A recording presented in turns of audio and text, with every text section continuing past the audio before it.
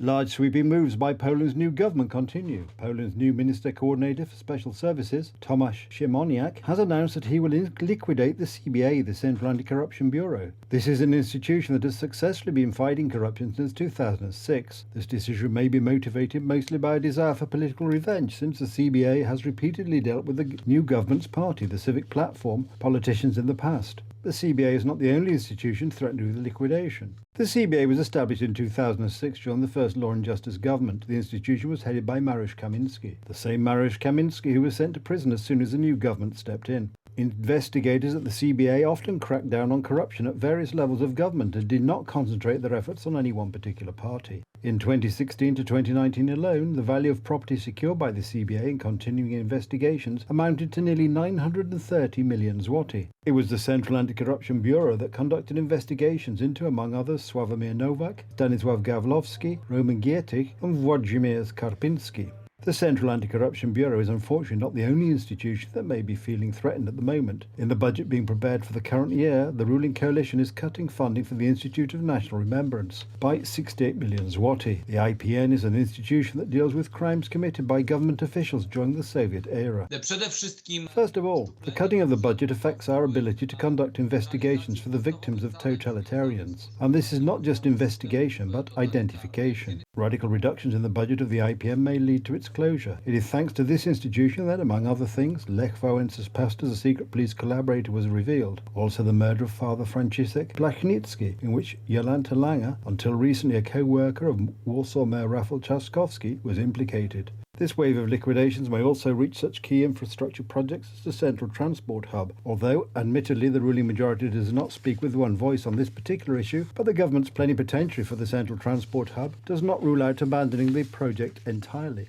If the project is justified, let's build. If it doesn't stand up, let's figure out why it doesn't and what to do to get the desired effect. Otherwise, let's give up. The Law and Justice Party has inaugurated a state Labour team. The main topic of the first meeting was precisely the Central Transportation Hub. Marcin Horała, the former government's plenipotentiary for the Central Transport Hub, argued that the completion of the Central Transport Hub is critical for Poland's further development. This project would also link air, rail and future maritime freight all in one place. The CBK, the one we are currently building, at its current stage will be the 12th largest airport in Europe. The question of whether we want to move from our current 30th place to the 12th place. We are the 5th largest nation in Europe. Is this really such megalomania? According to analysts, the Central Transport Hub could be a great civilizational opportunity, but the government must get rid of its inferiority complex. CBA, IPN, CPK. This is just the tip of the iceberg of Donald Tusk's liquidationist plans. The construction of Poland's first nuclear power plant is also now under question. During the previous Civic Platform government, Alexander Grad was in charge of nuclear energy.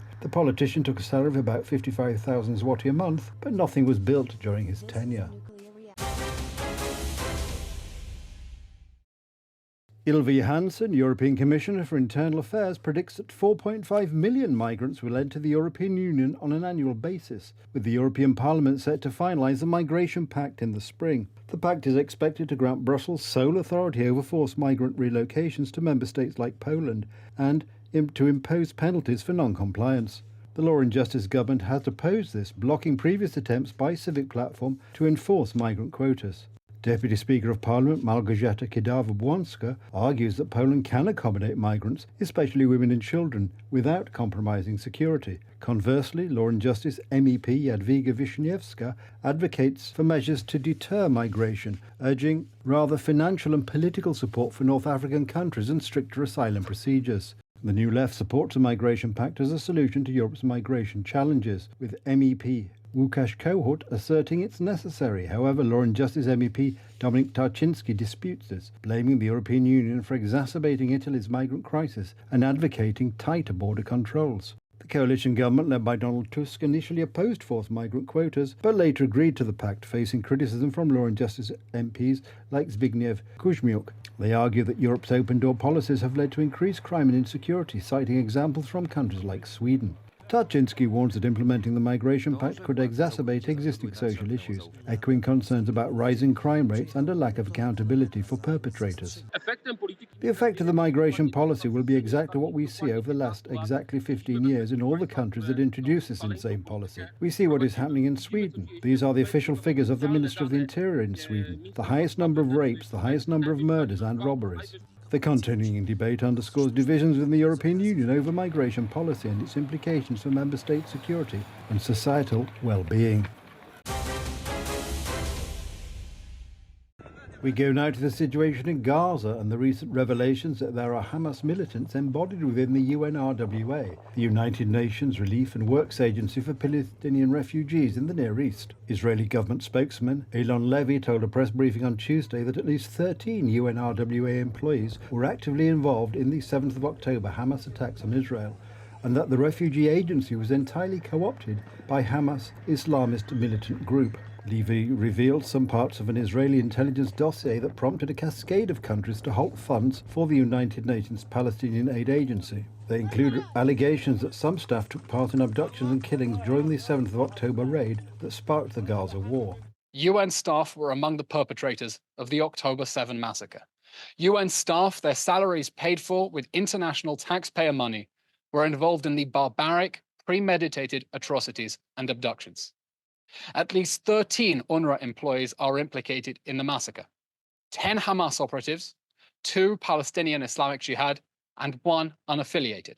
The United Nations has not formally received a copy of the dossier. United Nations spokesman Stefan Dujarric said on Monday.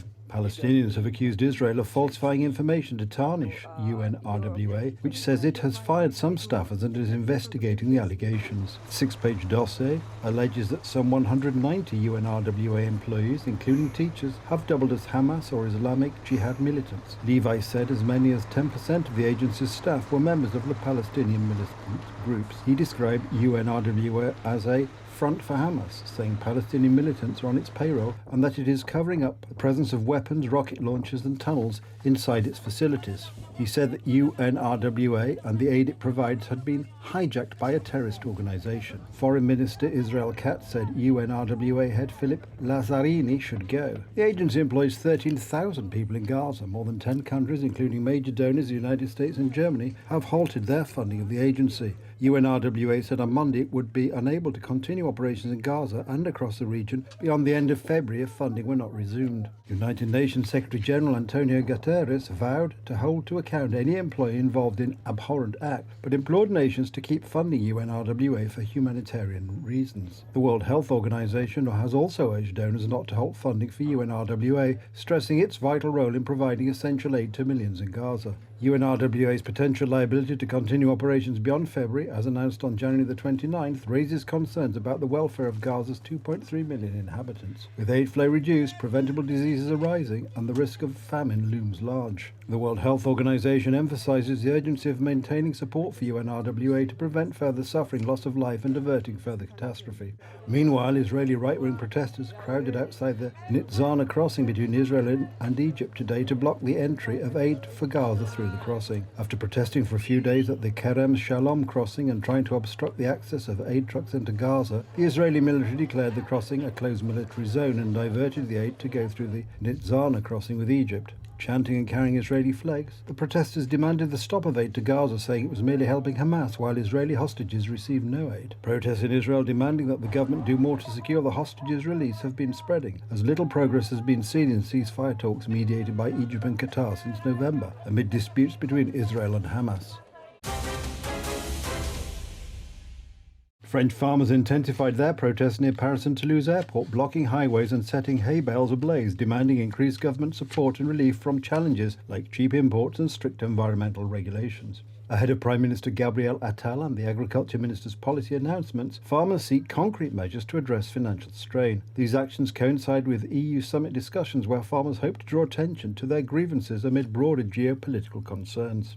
We hope to see strong words and actions, announcements that are concrete with regard to our demands. We really hope to see something concrete with regard to all the problems we've raised and that have piled up on us over years and years.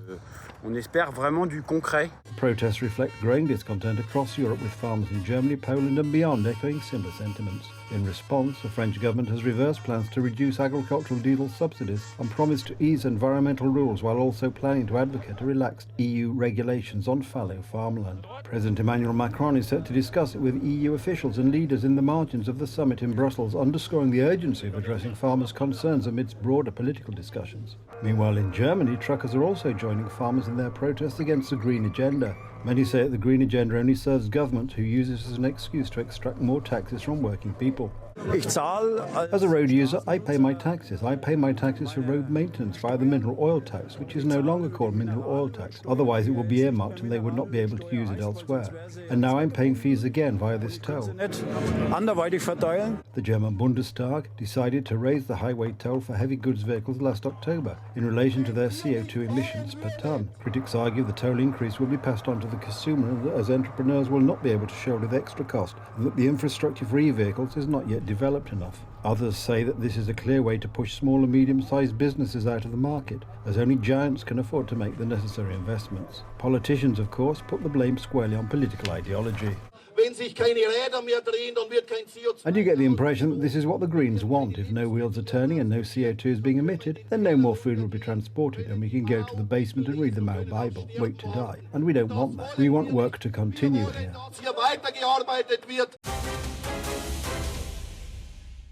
Stellantis has initiated the volume production of large and mid-sized hydrogen fuel cell vans in Europe, further expanding its lineup of zero-emission commercial vehicles. The company will manufacture the larger vans at its Gliwice plant in Poland and the mid-sized ones in Hodin, France. While Stellantis already offers battery-electric commercial vehicles, it has previously only sold hydrogen mid-sized vans in specific lots to large clients. Stellantis operates Europe's largest commercial vehicle plant in Atessa, Italy, with a daily capacity of up to 1,200 large vans, producing models for various brands including Fiat Professional, Peugeot, Citroën, Opel, Vauxhall and Toyota. This announcement coincides with tensions between Stellantis, its major investor Exor, and the Italian government. Rome has criticised Stellantis for decisions perceived as detrimental to Italy's interests, resulting in reduced production in the country. Last year, Stellantis produced approximately 230,000 vehicles in Atessa and around 100,000 in Gliwice. However, the company aims to surpass 10,000 hydrogen van sales annually starting from 2025. Stellantis claims its hydrogen fuel cell vans can offer a range of up to 400 kilometres for mid-size versions and up to 500 kilometres for the larger variant, with refuelling times of 4 to 5 minutes. This move reflects Stellantis' commitment to advancing sustainable transportation solutions and meeting the growing demand for environmentally friendly commercial vehicles in Europe.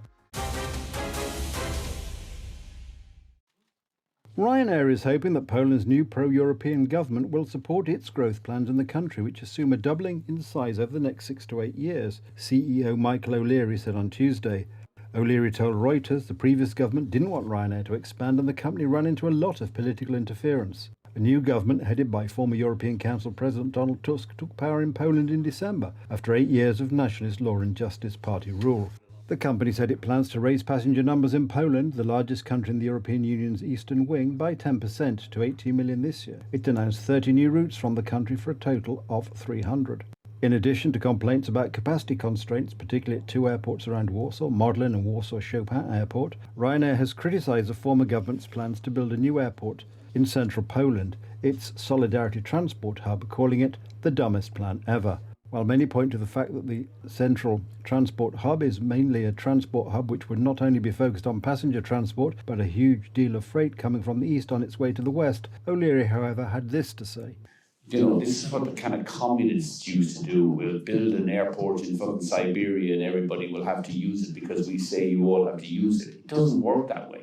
The new government is re-examining plans for the construction of the hub, which was envisaged to be operational in 2028, serving 40 million passengers per year. Construction work has yet to begin.